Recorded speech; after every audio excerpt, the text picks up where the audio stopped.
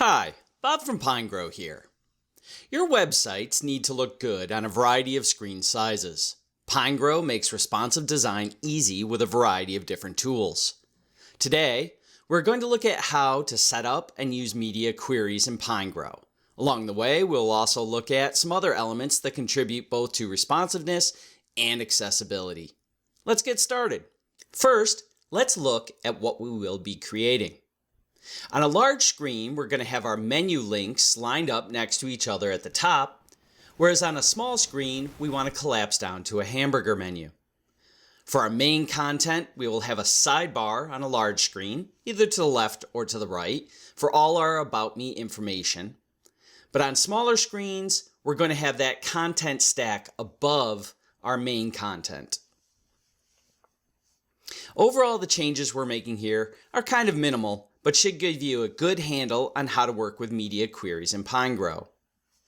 To speed things up, I'm going to start with a non-responsive page that you can download. There'll be a link in the comments or below the videos on the web page. So let's close this out and we'll open the starting project. Split this. So as you can see right now on both the small and large screens, we have a hamburger menu, and on both we have the About Me content stacking above the main content. When I put this page together, I designed it for the smaller screen first. This is called mobile first design and accomplishes multiple things. But for the purposes of this tutorial, the important thing is that it generally reduces the amount of required media queries that you have to add in. So to start out with, let's talk about breakpoints for our media queries. So breakpoints are simply those points at which we want our displayed screen to change. For example, in this case, we want a difference between a screen at 480 pixels versus a screen at 1024 pixels.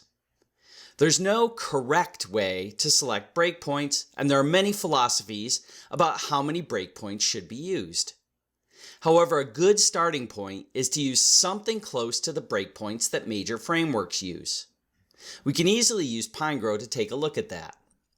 So if we go ahead, close this out again, and just start a new page or project, first we'll check Bootstrap, open a page, then go up to the Page menu and select Manage Breakpoints.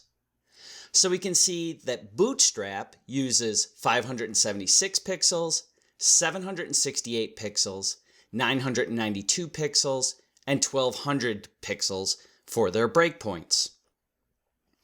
If you do the same with a Tailwind page, close this out, new page, Tailwind, page, manage breakpoints, you can see that they're almost the same. So 640 pixels, 768 pixels, 1024 pixels, and 1280 pixels.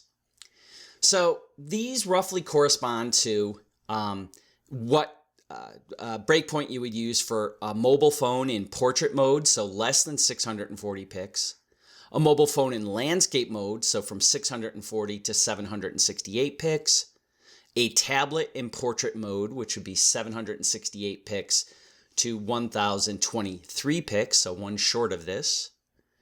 A tablet in landscape mode, which would be 1024 pixels to 1279 pixels, one short of this.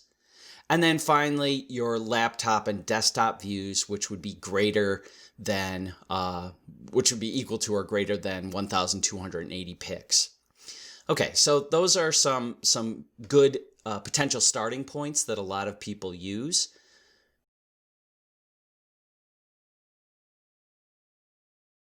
So there's some back and forth in the design community about the best unit. You can see that both Bootstrap and Tailwind uses pixels for setting their breakpoints. However, this assumes that all users of the website have their browsers set up identically, with the base font size being 16 pixels. However, visually impaired people often increase the base font size. This means that your design will break, if you will, if you use fixed pixel breakpoints. changing the page flow after the increased font size potentially has already disrupted the ability of the content to fit to the particular screen. One way around this is to use EM units to set the breakpoints. One EM unit is going to be set to the same as the base font size of the browser. If the user has not changed the base font size, then 1 EM is going to equal 16 pixels.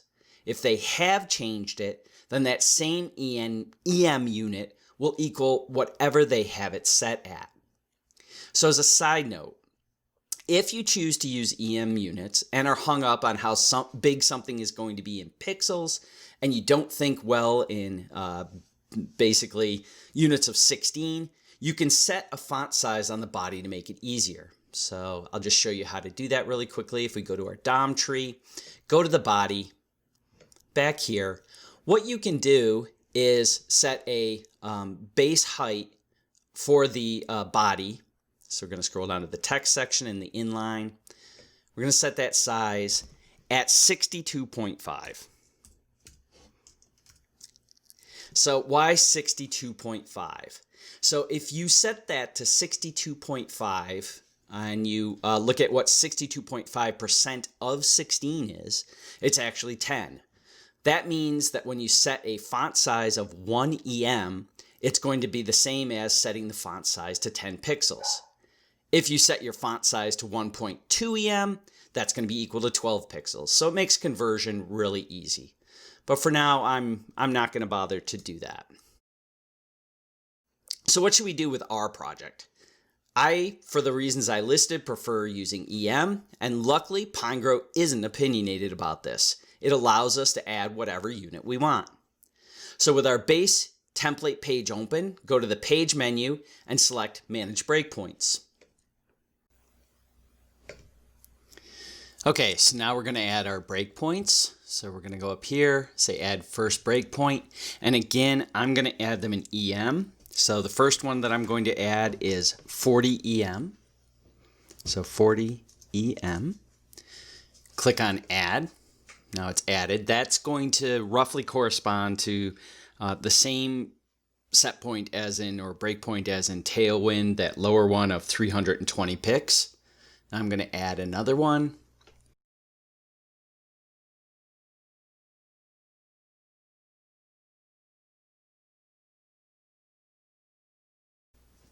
And again, these are corresponding to the Tailwind settings. So the 48 EM is 768 pixels, 64 is 1024 pixels, and 80 is 1280 pixels. The only difference being that if the user has changed that base font size, these are going to scale slightly different depending on how big that base font size is. So we're slightly more responsive this way. So traditionally, designers would use each of the breakpoints that we just defined to change the size of the displayed text at each breakpoint. That is a perfectly valid way to define text sizes. But we can also make the text far more responsive in modern browsers. One way is to set a calculated base font size for the entire page based on that screen size. We're going to set it on the HTML element of the page in this case, but you could also add it to the body element. So to get there, I'm going to go back to the tree again, select the HTML element at the top, go back into the style, and in this case, I've already completed this step. And so what I did was I made a new rule by clicking on the ellipsis button, clicking on that HTML, and clicking Create. So with that rule, I'm going to enter a new font size. So if you select that rule and then scroll down to the text, you can see that it's added in right there, but it's a little hard to read. It's easier to read up here in the list of rules. So the font size that I have is calc, open parentheses, 0.5 rem plus 2.5 vmin, close parentheses. Okay, so what does that mean? And I should say you can either use rem or EM. I actually maybe would edit this to EM. So first off, we're using a powerful function for our CSS, which is calc. And basically what that does is it asks the browser, when it loads in the style sheet, to look at whatever values we pass into the calc to derive a new number. So the 0.5 EM or rem value will be half of whatever value the user has set as the base font size. On a base browser, that is half of 16 pix or 8 pix. The 2.5 vmin means that the browser will take the smaller of the viewport width, VW, or viewpoint height, VH, and multiply it by 2.5%. For a small screen like a phone, this will be around 320 pix, and 320 times 2.5% equals 8 pix. So this will give a base font size of 16 pixels. As you move up in size, the screen size, the font size will become progressively larger. By choosing vmin rather than VW or VH, we can actually sort of tamp down that increase in size a bit. Because if you notice, your browser or your screen size maintains a fixed ratio. And so even if you get really, really wide on some of these gigantic monitors, your height isn't going to change hugely. And so basically you don't have your font growing exponentially. You have it growing in a little bit more of a linear fashion that fits the screen. Okay, now at this point, all you need to do is set sizes for each heading you will use, as well as the base paragraph. While you could use the styles panel to set each, I just edited the style sheet code directly.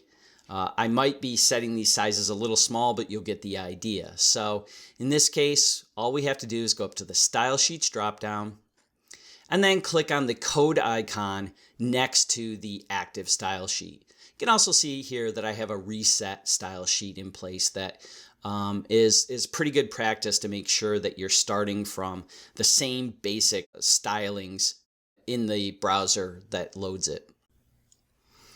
Okay, so you can see that I have at the very top here on my HTML element that calculated font size, and then I have set font sizes for the H1, H2, H3, H5, and paragraph based on what's actually on the page. So I don't have an H4 element. So for font sizes now, I can just set a straight EM. So in this case for H1, I've set a font size of 1.8 EM. That's going to be equal to about 30 pixels. And then I've progressively made these smaller. And I have to admit, this final font size for the paragraph at 0.6 EM is equal to about 9 pixels if the user hasn't changed their base font size. And that's probably a bit small. You don't really want to get much below 12 pixels in size for the most part. But you kind of get the idea that once you set your base font size, you can set these to straight EMs. If the user has increased their base font size to like 20, then this is gonna bounce up to be something like 15 pixels or something like that. And so that way, rather than having to change your text at every single breakpoint and then check on all different devices whether or not that text flows correctly, you can just sort of set your text to be very, very responsive to whatever size the screen is rather than establishing breakpoints. Other choices you can make with putting together pages can make your page much more responsive.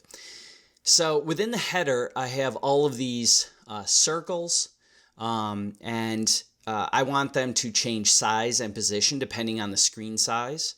So I want them to become smaller as the screen gets smaller. And so like with the font size, I'm making use of both calc and the size of the viewpoint to accomplish this. And so let's take a look at one of these bubbles. So if we just grab this one, look at the rules. So for the width and the height, I'm setting them to the same calculation because I want them to be round or, equally wide and high. And so the calculation I'm using here in this case is the entire view width And then I simply divide it by a number. And this number can be, anything you want it to be that gives you a pleasant width and height. So for this particular bubble, it's 8.5. If we look at this one, it's 6.2. It's a little smaller. This one, 7.2. Okay, so that's the basics of it. Then, of course, I give it a border radius of 50% to give it that round shape. So the other thing that I'm doing is I'm passing in, since this is positioned absolutely, I'm passing in both a left and a top. So in this case, I've used a left of 2 view widths. That's giving us positioning off the left side that is equal to 2% of the entire view width. And for a top, actually this is a little bit of an error. I don't need a calc here. I'm just using a straight 22 view height. So that's just going to put it 22% down the screen. And I don't need the calc here actually. Let's look at one other of these. So for this one, again, I'm using that calculation for width and height. And there may be a good argument here to, instead of using a straight number like 6.8, to use something like 6.8 V min, but I'll leave it here for you to experiment. In this case, I'm passing in a top value calculated with a -1 to place it way up towards the top of the screen. So when we put these divs in, they're going to be equal with this text. And then if we increase the top, it's going to move down from there. If we decrease the top, it's going to move up from there. So in this case, I'm just taking the view width and doing some manipulation to put it up here. And I'm using a left of 5 width. Let's look at one other one. How about this one? Nope. Oh, yeah, this isn't a bad one. So again, normal calc. This time I'm using a left of 64 V width. And so one thing that you might be saying to yourself is, wait, instead of using a left of 64, we can use whatever 100 minus 64 is, and say right and whatever that number is. This is true, but one of the funny things about CSS is if you position using the right or bottom properties, you can get overflow. The left and top properties don't trigger this, so you're not as likely to get horizontal overflow and odd scroll bars. So when you're doing this type of positioning, even though it seems like you should use right, typically using top and left rather than right and bottom is the right way to go. So now those are nicely responsive. Now we've come to our first responsive element that's going to use the breakpoints we set. We want to have the menu change from a clickable hamburger here. And we can just show that. If I turn on clicks, click that, we see that this pops up nicely. But right now on our large screen, it's still popping up, and that's not what we want. So we want to change from a clickable hamburger to a menu that has the links displayed at all times. When we're on a phone, when we're on a screen, I guess we could use a phone in landscape mode and above. So what is this going to involve? Right now, the list of menu links only displays when we click on the hamburger. Instead, we want the hamburger icon to disappear on larger screens. I'm just going to collapse this down real quick. So we want this hamburger gone on larger screens, and we want all the link items to be visible and centered next to each other at the top of the screen. So let's walk through each of those steps. I'm going to close this down. So first, let's make the hamburger disappear at larger screen sizes.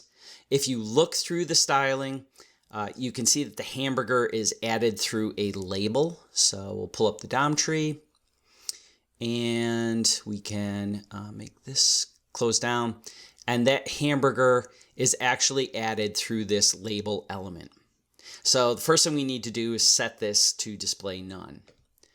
So make sure that your page view is either displaying a page larger than 640 pixels, which is the width we're going to set it for, or if you have multiple pages, that the paintbrush in the upper corner of the larger than 640 page is selected. So right now, this page is selected for styling, and only active rules for this page will be displayed. If we click over here, Now any rules for the large screen will be displayed. So this is a gotcha that a lot of people run into when using Pinegrow. So now we want to have that label selected, then move to the style panel, click on the ellipsis button.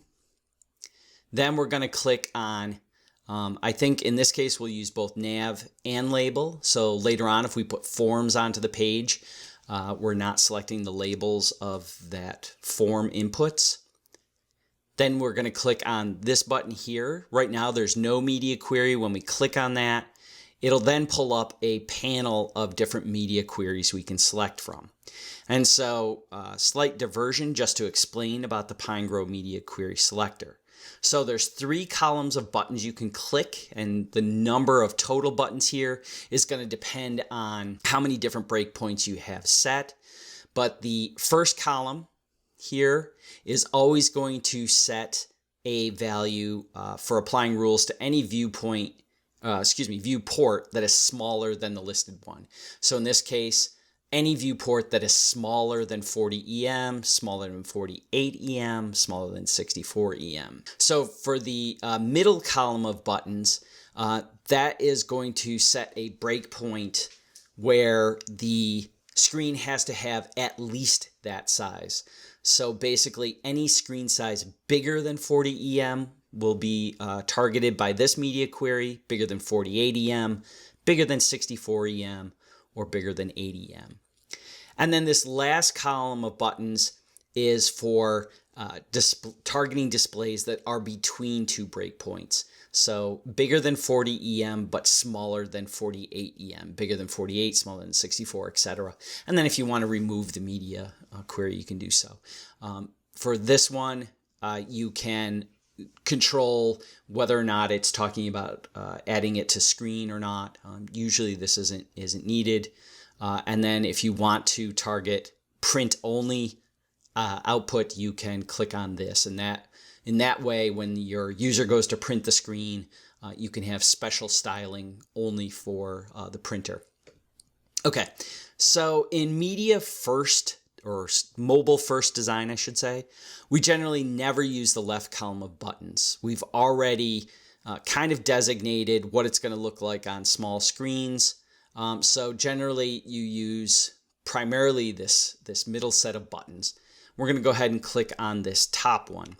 That's going to add a media query so that it'll add styling whenever the screen is bigger than our mobile portrait breakpoint. And then we hit create. Okay, so now this rule is only going to be applied if we're above our mobile screen size. And so now what we can do is scroll down in the visual editor to the display and just click on none. Now we can see that disappears. If you were paying attention, you can also see you get a little bit of a page jump, and that's because that label has been occupying some space, so we're going to have to put that back. But now let's go ahead and display and position our menu block. Our menu items are contained within an unordered list. So if we go back to our DOM tree, look at that unordered list. That's where all of our menu items are. So we're going to want to select that, open the style panel, click on the ellipsis button, pick the nav and UL from the selector breadcrumbs, click on that no media query button again. Once again, we're going to select the center 40 EM and up button and then click create. Now we have our rule at media only screen because I have that click box on, and min width 40 EM. So a minimum width of 40 EM. So now using the visual builder, we're going to add the following rules. We're going to have a width of 100%, position of static, a Z index of 500 to put it above our bubbles, a display of flex, and then we're going to justify the content on that flex of center. Okay, So there's our menu nicely up in the center on larger screen, in the Hamburg on smaller screens. Next, we need to make another rule to sort of make everything line back up. With the label hidden, as I said, the header's gotten slightly smaller. So I'll create another rule to increase the size. So go back to my tree, select that nav, open the Styles panel, click on the ellipsis, click on the nav element this time, no media query, 40 EM and up, create. Then I'm going to scroll down in the visual editor, actually scroll up in the visual editor, and then give this a minimum height of 2.5 EM. That's gonna, once again, bop us down, make sure there's enough room for all our pretty bubbles. All right, next we want the About Me section to show up as a sidebar on larger screen sizes. And to do this, we'll take advantage of CSS Flexbox styling.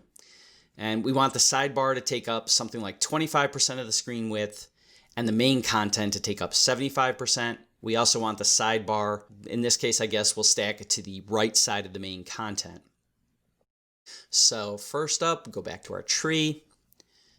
Going to collapse the navigation down. And this time we're going to go into our content div and select the side content. So that's this one. Next, we're going to go to the style panel, ellipsis, and click on that side class. Under our media query, going to select the same media query and click create.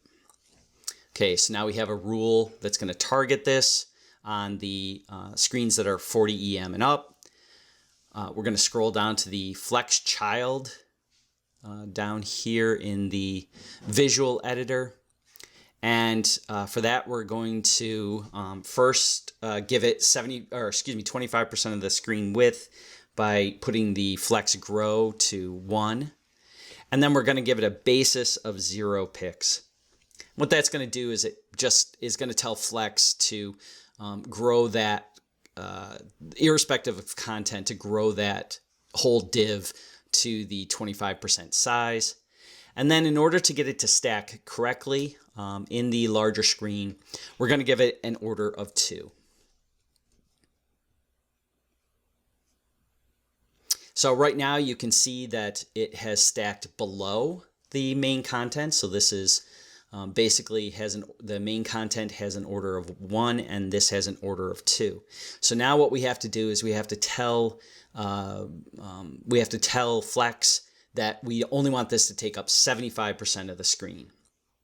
Okay, so go back to our tree, select the main content, styles panel. We're going to hide that. Ellipsis, I'm going to choose the main class. Again, 40 EM and up. Click on create. Scroll to that Flex Child if it's not already there. We're going to give it a basis again of 0 pixels to take up all the room. And then in this case right now it's split equally 50-50 between the main content and the side content. We're going to change this grow to 3. That's telling Flexbox take up 3 units of the screen for this content and only 1 unit of the screen for this content. So basically 75%, 25%. And then the final thing that we're going to do is scroll down here and click on this, scroll to the background. We're going to give the background a color that's equal to this orange color because basically what can happen is you can have times when you don't have enough content to fill this fully and the div won't stretch or the content won't stretch to the bottom. Each of these content pieces have the orange background color. So you just need to make sure that the entire div is colored with this background color. This happens to be hash F26715. You won't really see anything unless you change around the number of items over there. So this isn't really necessary for the tutorial, but I thought I should point it out. So that's basically it. You can now see that as we change sizes, if we're on a small screen that's bigger than 40 EM, which this is, we're going to convert over from that Hamburg menu to the fixed menu, and we can see that we get nice stacking between the main content and the side content. The text scales nicely with the size of the screen. If we go up to an extra large, again, it's going to all scale quite nicely. I should just point out, if you want, you can switch the sidebar from the right to the left simply by changing your flex order. So go back up to this, or actually no, we can keep on the main, select the main, select from the flex child in order of 2, and quickly switch that around. But you can see that over here it's unaffected on this small screen since the media query doesn't apply to it. And so you'll get the About Me always stacking above the main content. So overall, this example is a little bit artificial and abbreviated. On a real site, we would likely use a few more media queries to get our design looking just how we want it. We would use those other breakpoints that we set. However, I hope this tutorial has shown you how much can be done simply by taking advantage of the CSS calc function along with those media queries. We can have a responsive design that doesn't override any accessibility alterations made by the user. Fairly easy with Pinegrow. So I hope this video helps someone out with understanding media queries and understanding how to make their page a little bit more responsive. Until the next time, have fun designing with Pinegrow.